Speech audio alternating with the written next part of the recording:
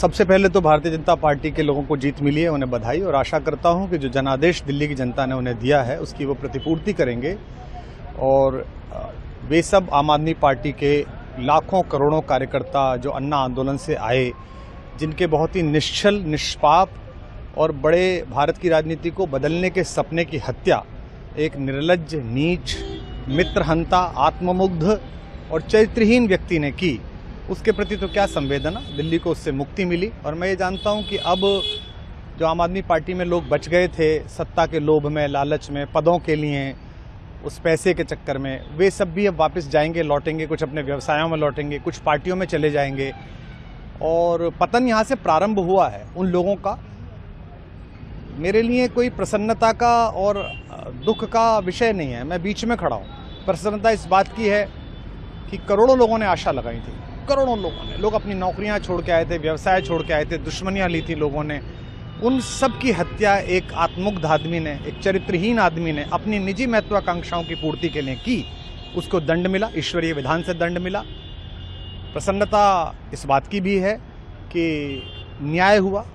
आज जब कहना नहीं चाहिए, लेकिन आज टीवी पर जब जंगपुरा का निर्णय आया और सामने दिखाई दिया कि मनीष हार गया, तो सदा तटस्थ रहने वाली और राजनीति से विरत रहने वाली मेरी पत्नी जो है, उसकी आंख में आंसू आ गए, वो रोने लगी। क्योंकि उसी से उसने कहा था कि अभी तो है ताकत, और उसने कहा था भैया ताकत सदा तो नहीं रहती। तो ये अहंकार आशा करता हूँ अगले लोग नहीं करेंगे, जो बाकी दल है वो नहीं करेंगे, इससे सबक लेंगे। और दिल्ली के नागरिकों को मैं अच्छे शासन के लिए बधाई देता हूँ। अब भारतीय जनता पार्टी अपने नेतृत्व में सरकार बनाकर दिल्ली के जो दुख थे पिछले 10 वर्ष के, उन्हें दूर करे।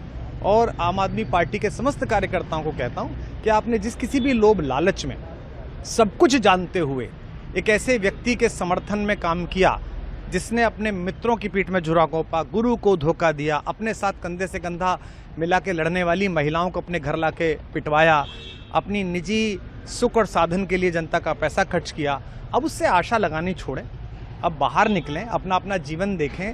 मुझे राघवेंद्र सरकार राम की कृपा मिली, जिनका ये घर है, जिनकी कृपा से मैं यहाँ खड़ा हूँ। मुझ पर कृष्ण कृपा हुई कि मैं इस निर्लज्ज सर्कस से बाहर आ सका।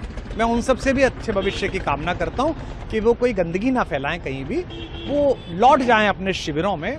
जिस तरह माधव को, कृष्ण को दूत देखकर भी भरी सभा में अट्टहास करने वाला दुर्योधन जो ये कहता था, सुचिग्रम नैव दास्यामि बिना युद्धे न केशवः, बिना युद्ध के 5 गांव भी नहीं दूंगा, आज वो अपनी सीटों के लिए तरस रहा है।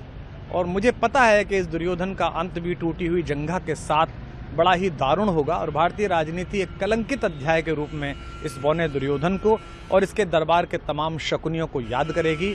मैं उनकी मुक्ति की कामना करता हूं कि ईश्वर उन्हें इस दुख से बाहर निकाले, और समस्त लोगों को बधाई देता हूं कि चलिए अंततः न्याय हो।